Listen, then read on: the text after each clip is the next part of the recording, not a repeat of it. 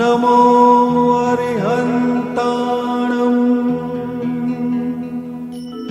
नमो सिद्धाणम् नमो आयर्याणम् नमो वज्जायाणम् नमो लोये सव्वसाहुणम्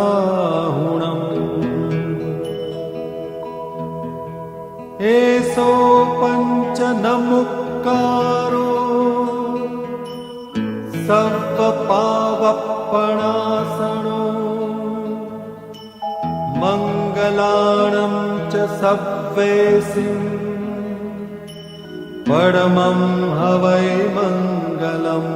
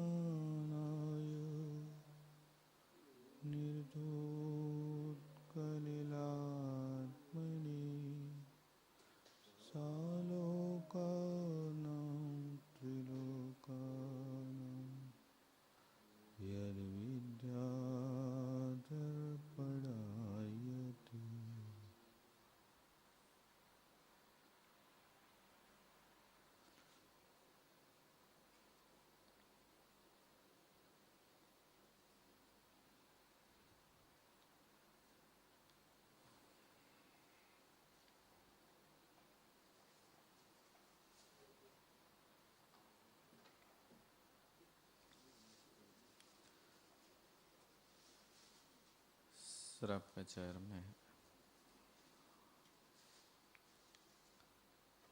दो अधिकारों में सम्यक दर्शन और सम्यक ज्ञान का वर्णन पूर्ण हुआ। तृतीय अधिकार प्रारंभ होता है। तृतीय अधिकार में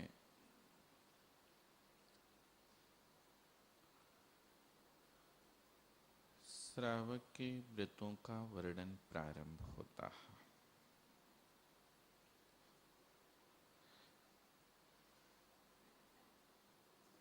तो कौन व्यक्ति व्रती बनता है, इस बात को आचार्य महाराज यहाँ प्रकट करते हैं। और चारित्र किस लिए लिया जा रहा है और चारित्र लेने के पूर्व में क्या क्या भूमिका हो गई, इस कारिका में आचार्य भगवान प्रकट करते हैं। मोहति मेरा पहरणे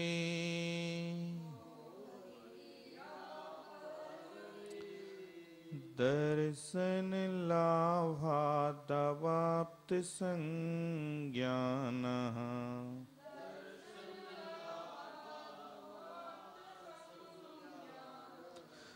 राग द्वेष निवृत्तै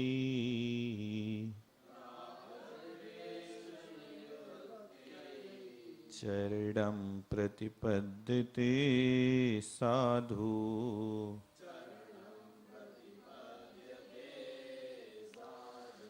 मोहति मेरा पहरणे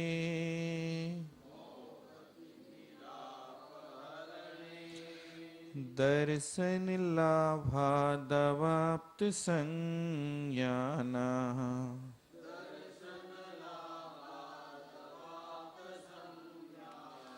राग द्वेष निवृत्ति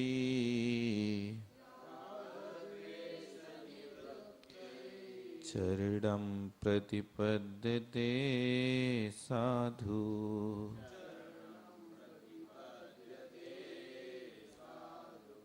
आप लोग पढ़ें एक बार।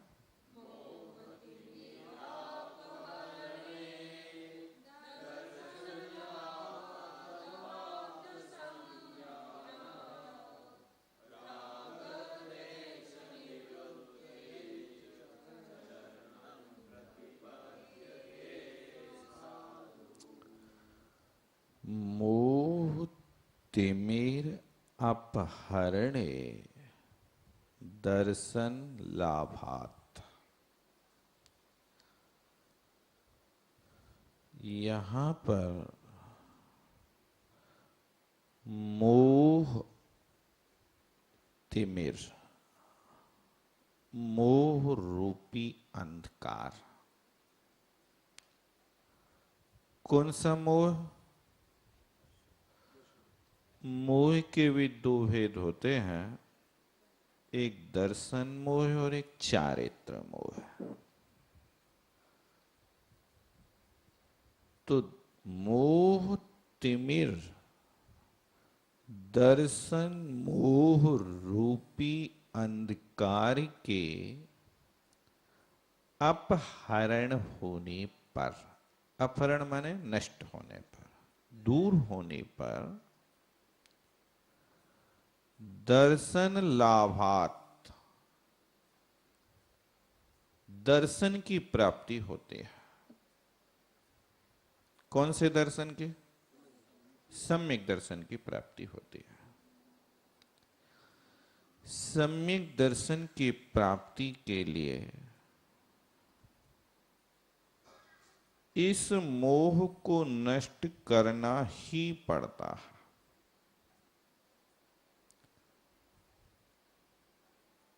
जब तक इस दर्शन मोह का अभाव नहीं होता,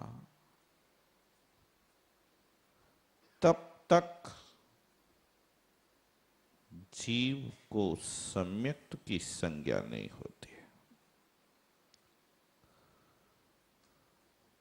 जब तक इस दर्शन मोह का भाव नहीं होता,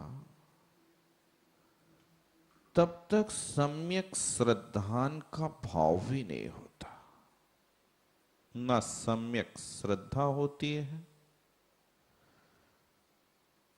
और ना जीवादि तत्वों का ज्ञान होता है। जीवादि तत्वों का ज्ञान पढ़ लेना सुन लेना अलग बात है, लेकिन पढ़ने सुनने के बाद सुपर विवेक होना बहुत मुश्किल है। अपने देखा जाए तो कई बार ऐसे ज्ञान को प्राप्त किया, कई बार योग बना कि अपन सम्यक दृष्टि जैसे बन गए। सम्यक दृष्टि नहीं, सम्यक दृष्टि जैसे कैसे बन गए? सम्यक दृष्टि का लक्षण कहा है कि प्रसम संवेग अनुकंपा आस्तिक्य है। तो प्रसम तो हुआ, शांत भाव तो हुआ, लेकिन दूसरों को दिखाने के लिए हुआ। अपने अंदर वो भावना नहीं हुई। आपने कहा वाह क्या साधना है, तो बिल्कुल शांत बैठा है।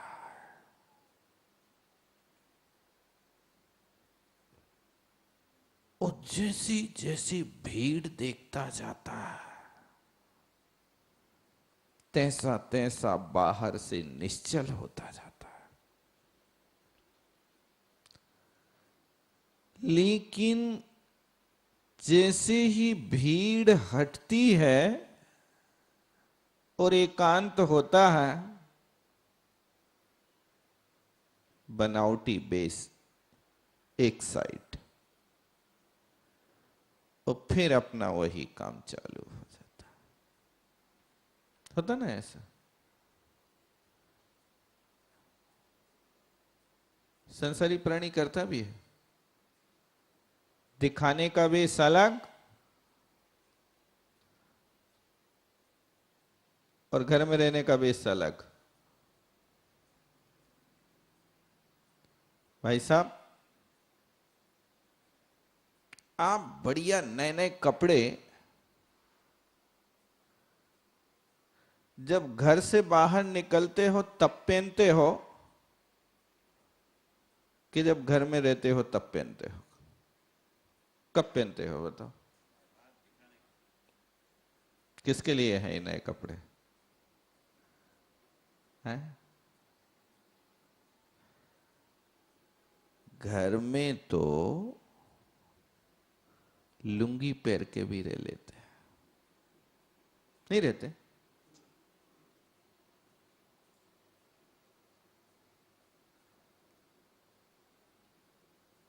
घर के कपड़े अलग,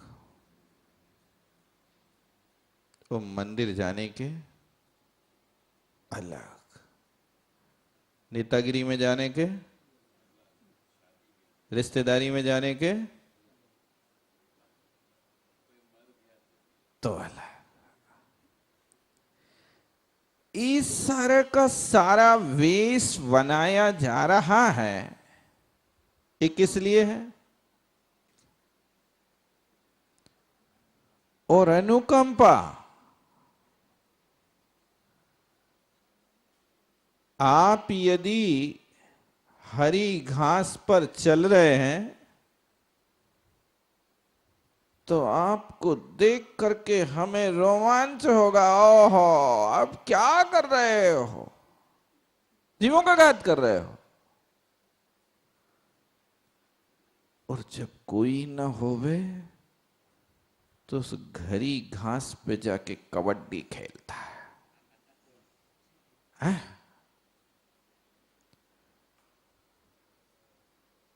दूसरे देख ले वे, इसलिए पानी बड़े जतन से छानता है। और जब कोई नहीं होता है तो पानी के छानने वाले कपड़े का याद ही नहीं आता है, फिर तो सीधा नल।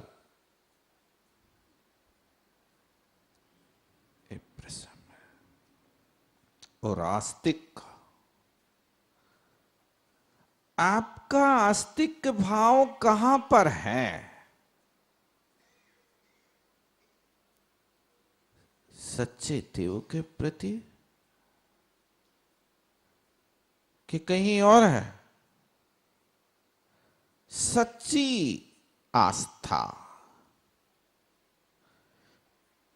तो ये सारे के सारे कई बार ढोंग करे, नाटक करे, लेकिन इससे आत्मा का कोई भी रंच मात्र भी कार्य सिद्ध नहीं हुआ। आचार्य महाराज कहते हैं, पहले दर्शन मोहिनी रूप अंधकार को दूर करो। तो दर्शन मोह रूप अंधकार के नष्ट होने पर सम्यक दृष्टि बनो, और सम्यक दर्शन के लाभ से अवाप्त संज्ञाना, अब उस सम्यक ज्ञान को प्राप्त हुआ। मिथ्या दृष्टि अवस्था में यदि सत श्रुत का भी अभ्यास करता है तो ज्ञान उसका जो होता है ना वो मिथ्या ज्ञान है, सम्यक ज्ञान नहीं है।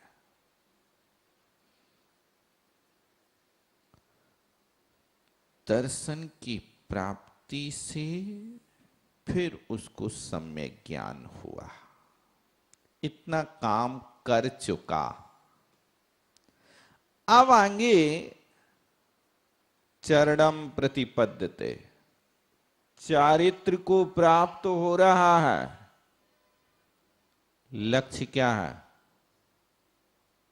चारित्र किस लिए धारण किया जा रहा है? देखो पंक्ति को याद रखना, राग द्वेष निवृत्ति, राग और द्वेष के त्याग के लिए चतुर्थी विभक्ति रखी है। राग द्वेष के त्याग के लिए चरणम प्रतिपद्यते, चारित्र को स्वीकार करता है। कौन? साधु, वो सज्जन पुरुष जिसने दर्शन और ज्ञान को प्राप्त कर लिया। देख लो, चारित्र लेना है तो चारित्र की सफलता है कि हम जितने अंशों में बड़े हैं ऊपर, उतना राग और द्वेष का त्याग हुआ कि नहीं? यदि राग द्वेष का त्याग बिल्कुल भी नहीं होता है और आप प्रतिमाधारी बन जाते हैं, तो वो नाम निक्षेप के प्रतिमाधारी है। नाम निक्षेप की प्रतिमाधारी से संबर निर्जरा संभव नहीं।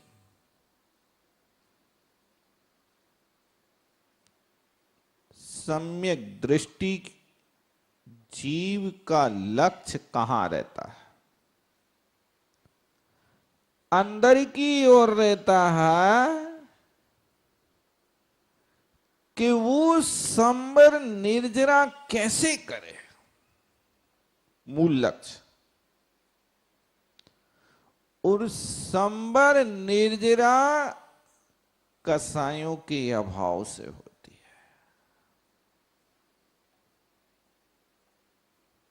और कसाय ऐसे नहीं कि आपने कहा हमें तो बिल्कुल गुस्सा नहीं आती है,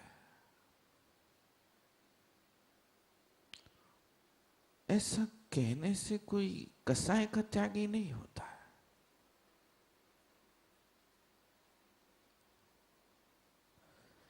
कसाय का निमित्त मिले, और जब कसाय का निमित्त नहीं है तो काय पे गुस्सा करोगे बताओ? कसाय का निमित्त मिले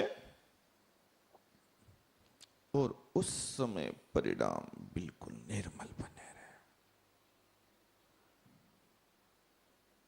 वो कसाय का जीतना होता है। ऐसे भी पुरुष हुए हैं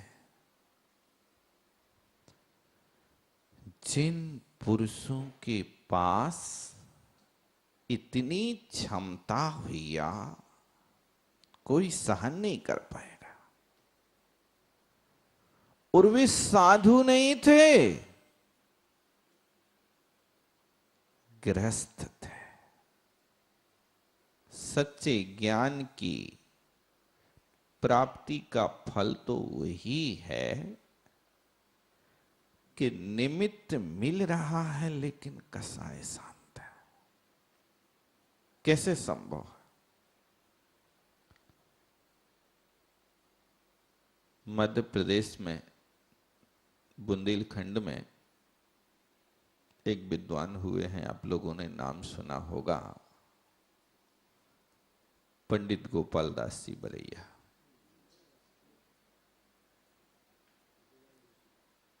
क्या जीवन था उनका। एक बार गोपाल दास जी बरैया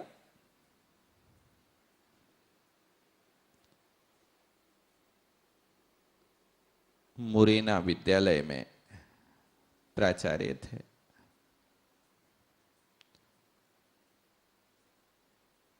तो जनवरी का महीना था और विद्यालय का काम करके रात को 11 बजे आया।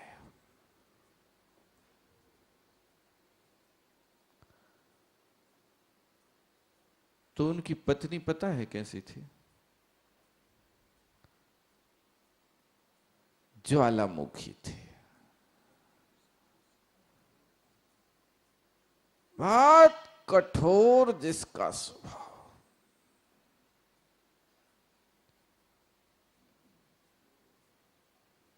दूसरे लोग लिखते हैं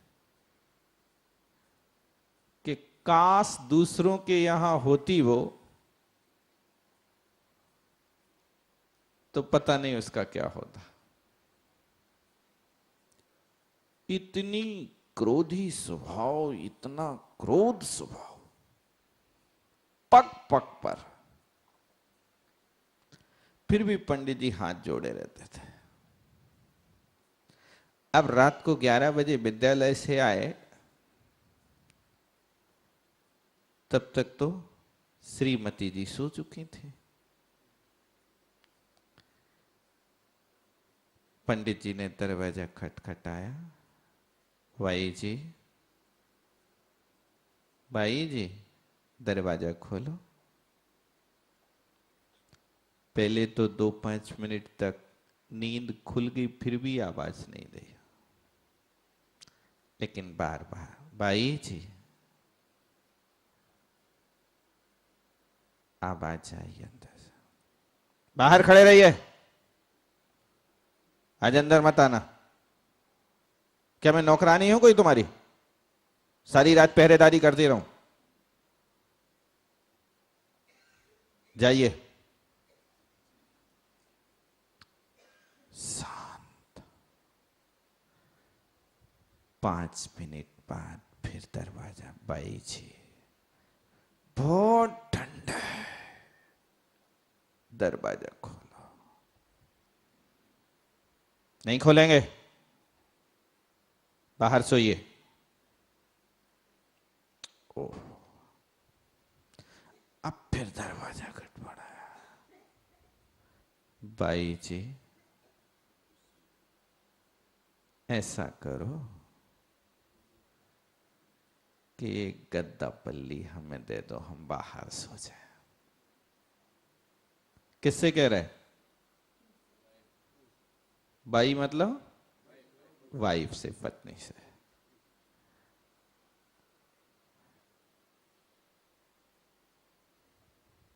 अब फिर भी दरवाजा नहीं। फिर खटखटाया दरवाजा।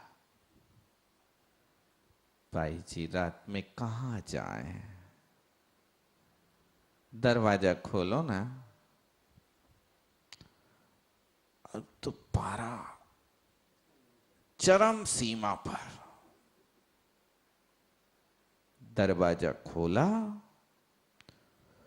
और दरवाजा खोलते ही उनको इतनी गुस्साएं आई, भाई साहब, इतनी गुस्साएं आई कि उनके पलंग के बाजू में एक पानी का घड़ा भरा रखा था और पंडित जी कोट पैंट सब कुछ पहने थे और उनने वो घड़ा उठाया और ऊपर से पंडित जी के ऊपर जनवरी के महीना में रात को 11 बजे कूड़े डाल दिया।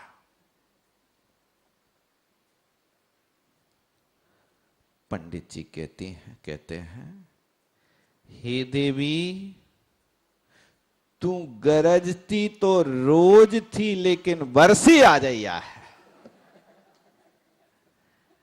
अभी तक तो गरजती रही, लेकिन वर्षी आ जाए।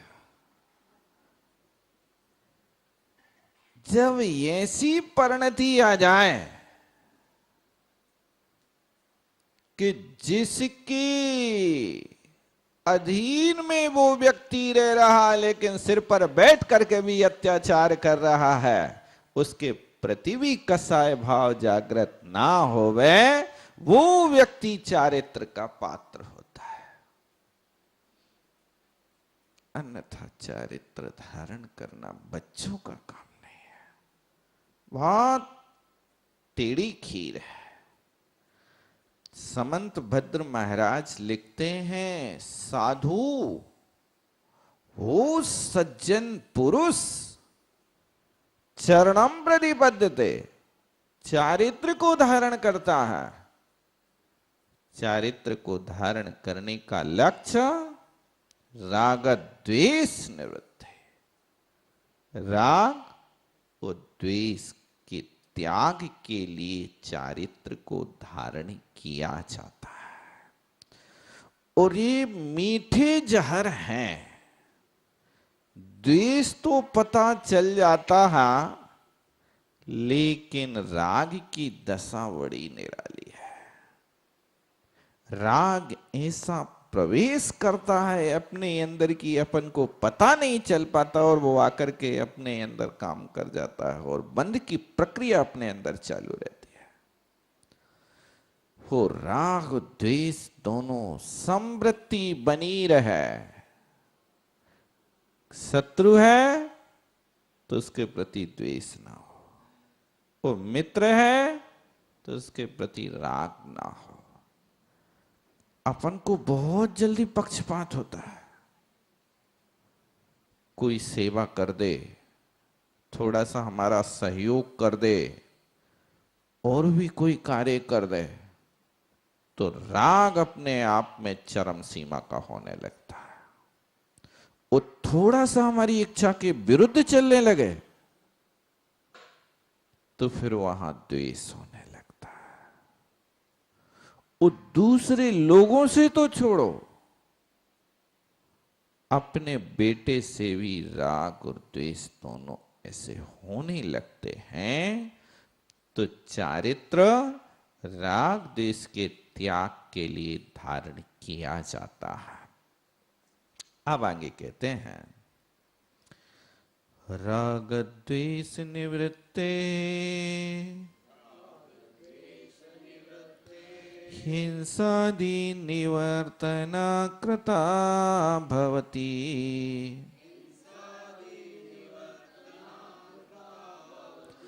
अनपेक्षितार्थवृत्ति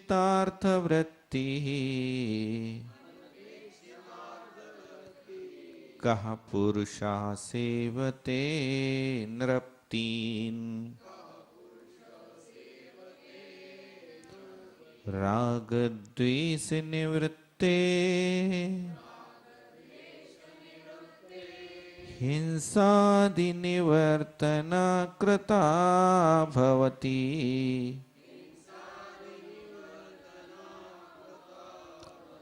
अनपेक्षितार्थवृत्ति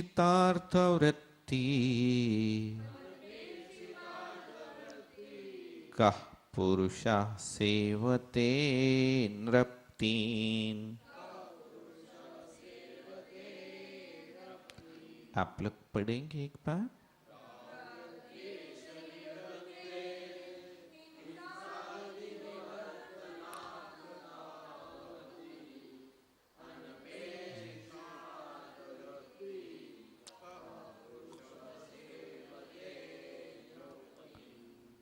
कहते हैं,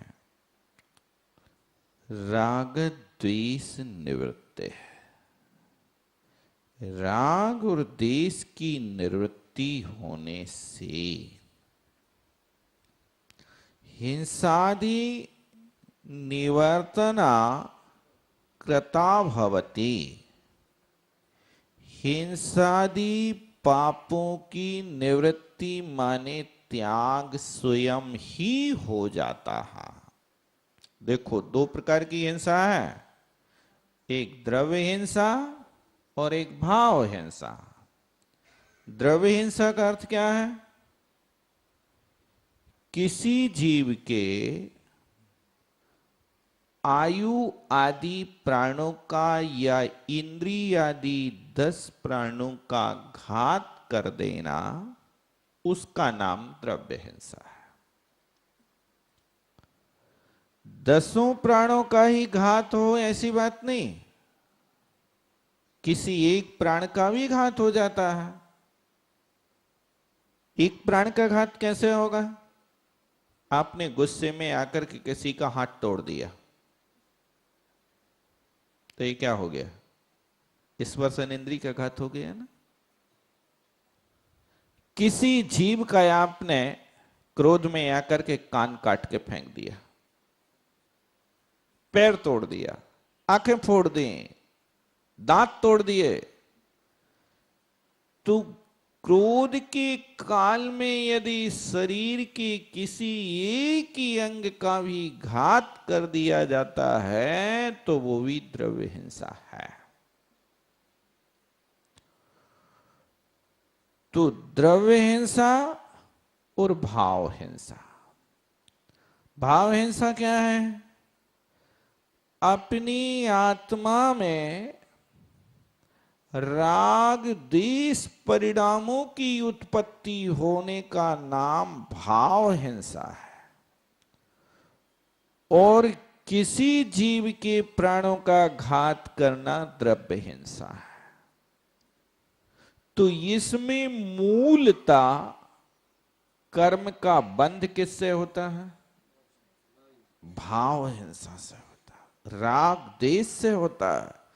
जैसे अपने कसाय रूप परिणाम होते हैं, तो कसाय रूप परिणाम करने से सामने वाले का विघात हो या ना हो, ये तो उसके भाग के ऊपर है। लेकिन अपन ने सामने वाले के विषय में बुरा सोचा तो अपने लिए तो पाप कर्म का आश्रय हो ही गया। अपन ने पाप कर ही लिया। देखो, इन क्रियाओं को करने के पहले ही भाव हिंसा चालू हो जाती है।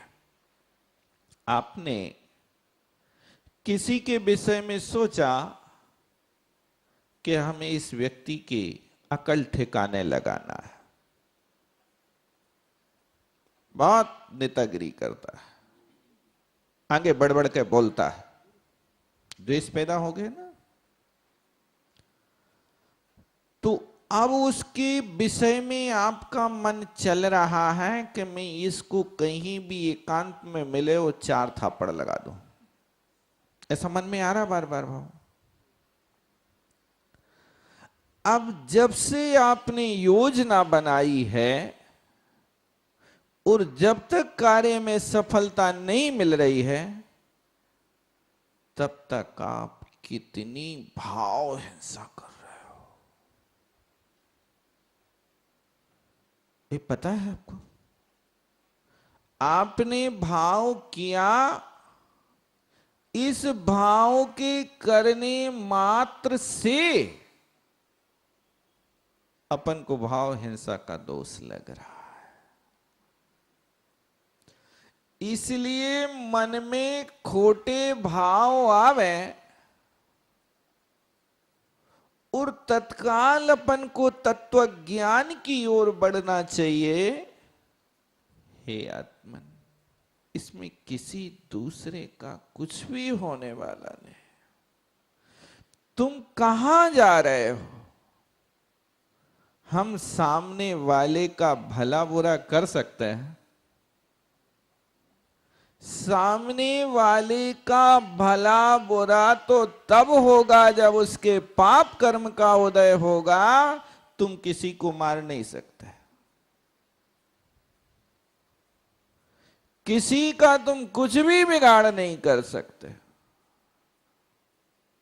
लेकिन इतना जरूर है कि आपने सामने वाले को मारने के लिए क्रोध के आवेश में आकर के अंगार उठा करके मारने का भाव बना। अंगार जानते ना, कोयला का। अब वो कोयला का अंगार आपने हाथ में उठाया और सामने वाले को मार दिया, वो खड़ा रहेगा? अब उसको अंगार लगे या ना लगे इसकी कोई गारंटी नहीं, आपका हाथ तो जल ही गया। आपने कसाय की, उस कसाय से अपनी भाव हिंसा, अपने आत्मा का तो घात हो ही गया। इसलिए प्रत्येक व्यक्ति को इन भावों को पहचानना चाहिए। इन भावों का फल क्या होगा? कुछ ऐसे जीव होते हैं जो अपने जीवन में कभी भी द्रव्य हिंसा नहीं कर पाते, लेकिन भाव हिंसा करके सप्तम नरक के पात्र हो जाता है।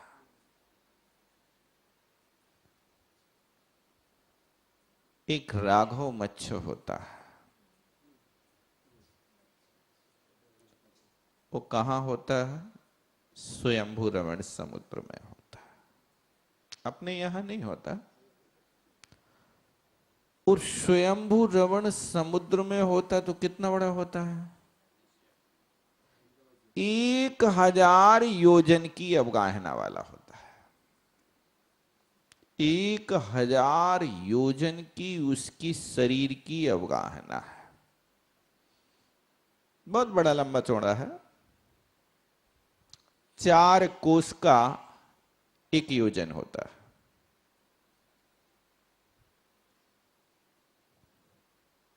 तो वो स्वयंभू रमण समुद्र में रहने वाले राघव मच्छ के कान में एक तंडुल मच्छ होता है।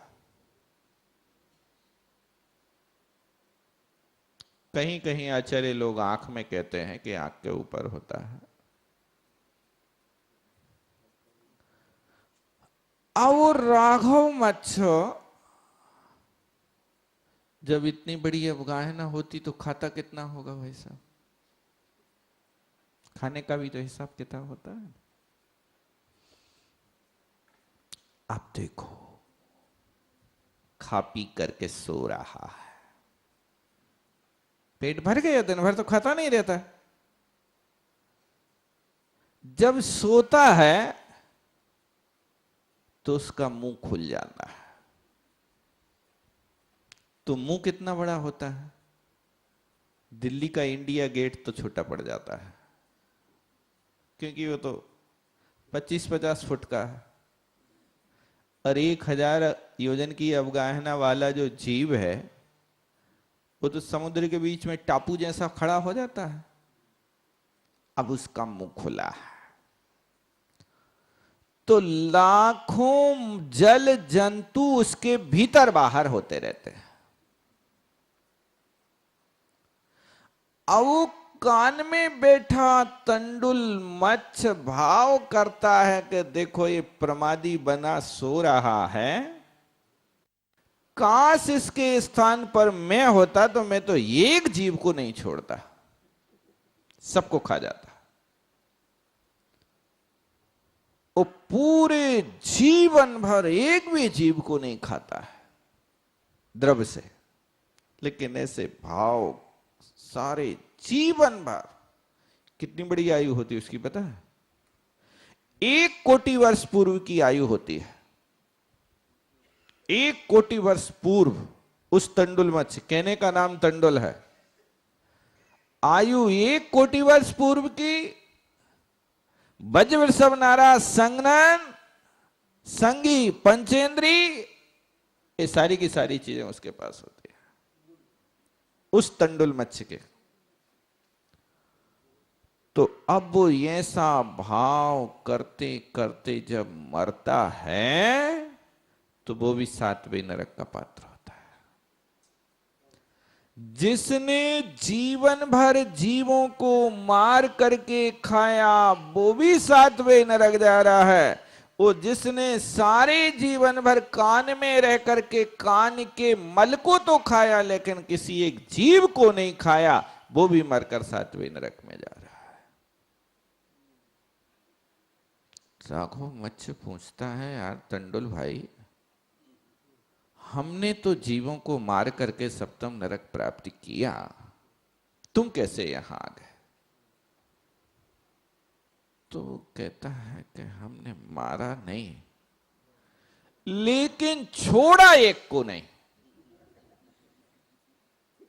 क्या मारा नहीं, लेकिन तुमने जितने जीवों के खाने की, पेट भरने की इच्छा थी उतना तो खा लिया और सो रहे हो, लेकिन मैंने ना पेट भरा ना जीव को खाया, सिर्फ भाव किया।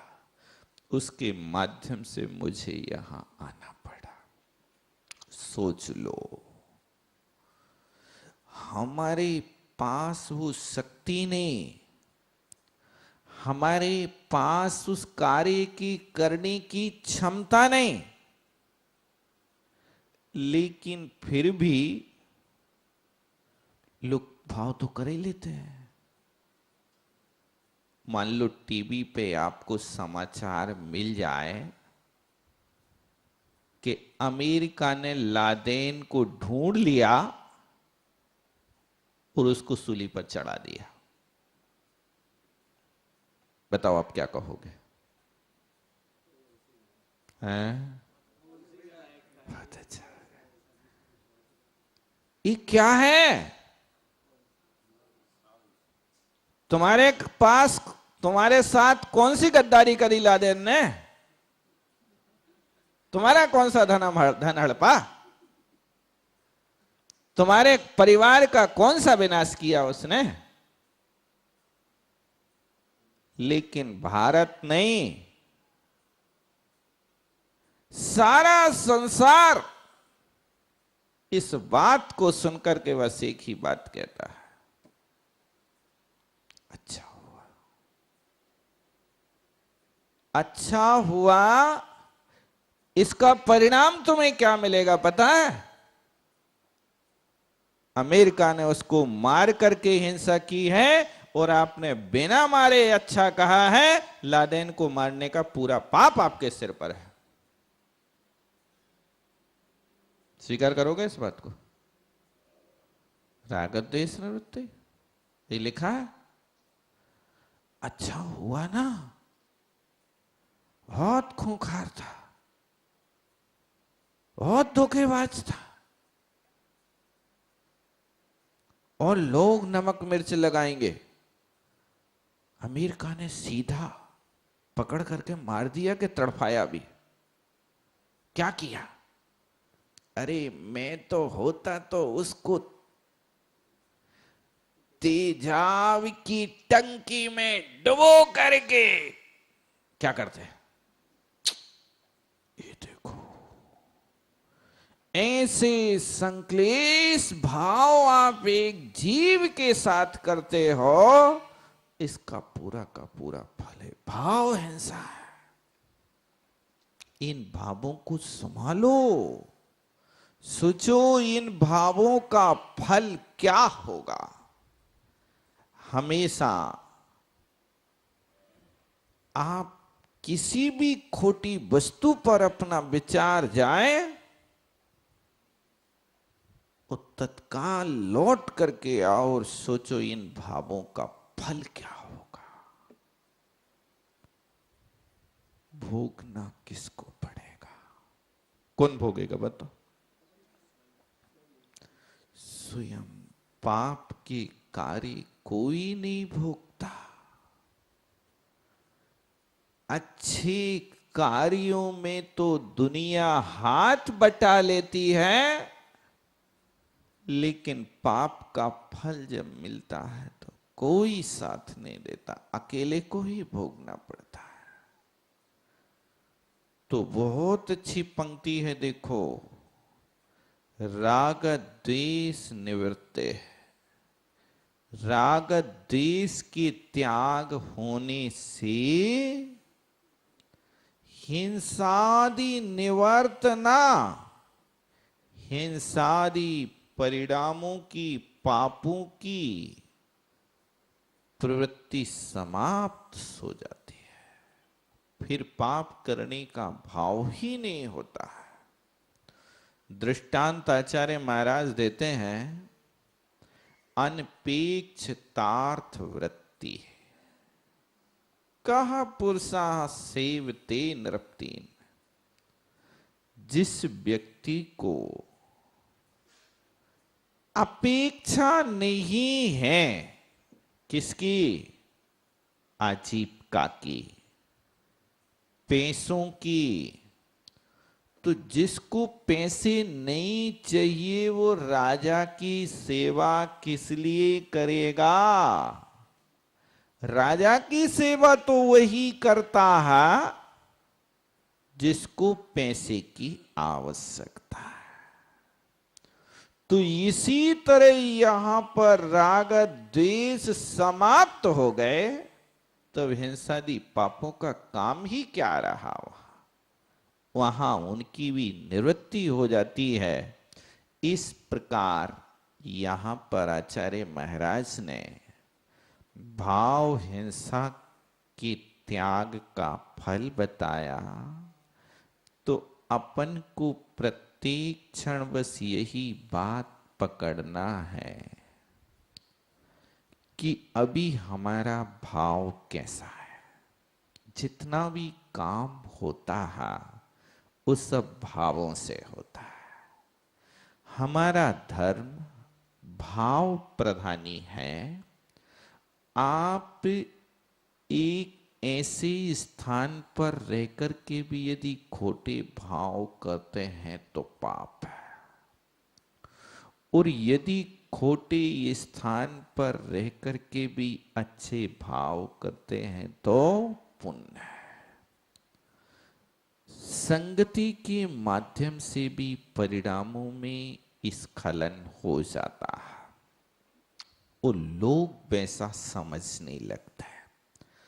आप शराब की दुकान पर खड़े होकर के दूध भी पी रहे हो तो लोग क्या कहेंगे? क्यों कहेंगे? हम तो दूध पी रहे हैं। इस क्षेत्र का प्रभाव है। उस क्षेत्र में तुम खड़े होकर के ऐसा काम करोगे, लोग तुम्हें सज्जन नहीं कहेंगे। और यदि दूध की डेयरी पर खड़े होकर के शराब भी पी रही होगे तो लोग क्या कहेंगे? दूध पी रहा। वाह भाई वाह, बहुत सज्जन पुरुष है। शराब पी करके भी आओगे तो लोग डरेंगे नहीं, क्योंकि यहां तो दूध मिलता है ना। इसी तरह बहिरंग परिणामों का जैसा प्रभाव, इसी तरह अंतरंग परिणामों का वह प्रभाव होता है। आप यदि किसी सामने वाले के विषय में बुरा सोचते हैं तो एक दूसरे के परिणामों का संप्रेषण होता है। आप यदि बुरा सोचेंगे तो सामने वाले के परिणाम भी आपके प्रति अच्छे नहीं हो सकते। और आप यदि ऐसी प्राणी मात्र के प्रति भावना रखते हैं, सुखी रहें सब जीव जगत के, कोई कभी ना घबरावे। बैर पाप अभिमान छोड़ जग नित्य नए मंगल का। पढ़ते इसको कि नहीं पढ़ते? कभी कभी के रोज? कौन सी भावना है? मेरी भावना के तेरी भावना? मेरी भावना। आचार्य श्री कहते हैं कि भैया यदि तुम तेरी भावना नहीं पढ़ सकते तो कम से कम मेरी भावना तो रोज पढ़ो। है? इस मेरी भावना के पढ़ने से परिणाम बड़े पवित्र होते हैं।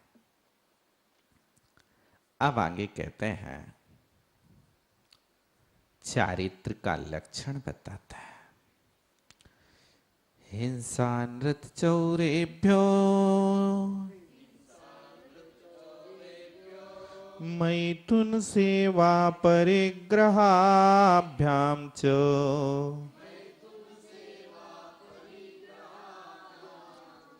पाप प्रणालिकाभ्यो वीरति संज्ञस्य चारित्रम्। हिंसानृत चौरेभ्यो मैथुन सेवा परिग्रहाभ्याम च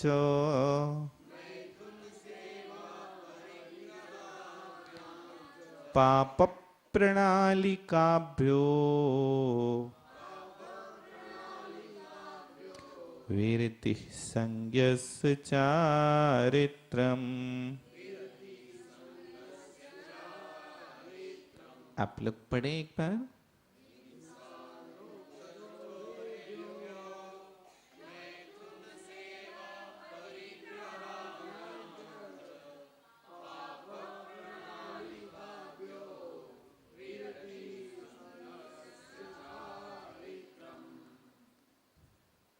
संधि विच्छेद करेंगे। हिंसा, अनरत चौरेभ्या, ऐसा निकालना। फिर मैथुन सेवा परिग्रहाभ्याम च पाप प्रणालिकाभ्यो। ये क्या है? 5 पाप है। सबसे पहला पाप कौन है? हिंसा। दूसरा पाप अनरत, झूठ। तीसरा पाप चोरी। चौथा मैथुन सेवा। और 5वां पाप परिग्रह। ये 5 पाप पाप प्रणाली है। पाप को बहाने के लिए नाली स्वरूप है। अर्थात इन कामों के करने से जीव को निरंतर पाप ही होता है। अब आप हिंसा, झूठ, चोरी, कुशील, परिग्रह, इन 5 पापों को नहीं भी करते हो, लेकिन आपका यदि संकल्प नहीं है, इनके त्याग का नियम नहीं है, तो निरंतर पाप हो रहा है। संकल्प में शक्ति है। आप कोई हिंसा नहीं करते, किसी त्रस्त जीव का घात नहीं करते, कभी झूठ नहीं बोलते, लेकिन आपका संकल्प है कि नहीं? आपका यदि संकल्प नहीं है और आप कितना भी सत्य का प्रयोग करते रहे, तो सत्य का प्रयोग करने वाला व्यक्ति यदि संकल्प नहीं लेता है तो उसके वचन असत्य ही है। संकल्प, नियम, संकल्प पूर्वक त्याग करना। मैं झूठ का त्याग करता हूं, हिंसा का त्याग करता हूं, इतना तो अपन गृहस्थ अवस्था में भी रह करके पालन कर सकता है, क्योंकि आपके पास अविरति चल रही है निरंतर, और अविरति पाप आश्रय का कारण है। देखो, जैसे मान लीजिए मछली मारने वाला होता ना, अब वो मछली मारने वाले ने जाल नदी में फैलाया और सुबह से शाम तक लेकर के उसके जाल में एक भी मछली नहीं फंसी, एक भी जीव की हिंसा नहीं करी, लेकिन वो जीव ने दिन भर जब तक जाल फैला करके रखा तब तक वो हिंसक है क्या? हिंसक है। उसने जीवों को तो मारे ही नहीं है, काम किया है। वो तो जीवों की कोई की आयु पूरी नहीं हुई इसलिए उसके जाल में नहीं आए, लेकिन उसने तो कसर नहीं छोड़ी है। उसने अपना पूरा प्रयास किया, पुरुषार्थ किया है, जाल फैलाया, नदी के किनारे पर खड़ा है और नदी के किनारे पर खड़ा होकर के बाट जोह रहा है, जैसे ही एक भी मछली आएगी तो मैं उसको छोड़ूंगा नहीं। ये होता है भैया असंयम।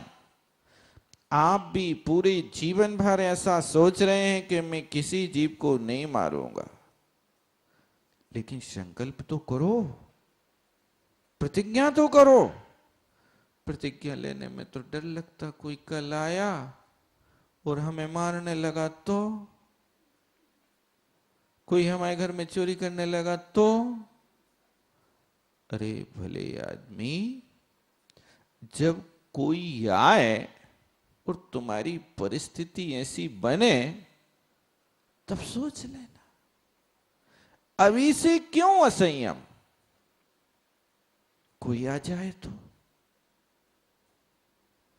दुनिया के काम करते हो उस समय नहीं सोचते ऐसा हो जाए, व्यापार करते हो उस समय नहीं सोचते घाटा लग जाए तो, शादी करते हो जीवन भर का विकल्प बनाते हो, संकल्प करते हो और उस समय नहीं सोचते हो कहीं लड़की मर गई तो क्या करोगे बताओ? उस समय कोई विचार नहीं, चलो उस शादी में लाखों खर्च कर दिए और लड़की मर गया तो क्या होगा? ऐसे कार्यों में कभी नहीं सोचते हैं, लेकिन जहां मोक्ष मार्ग में बढ़ने का काम आता है तो वहां दुनिया बहुत सोचती है। इस तरह से इन 5 पापों को हिंसा पाप की नाली कहा है और इन 5 पापों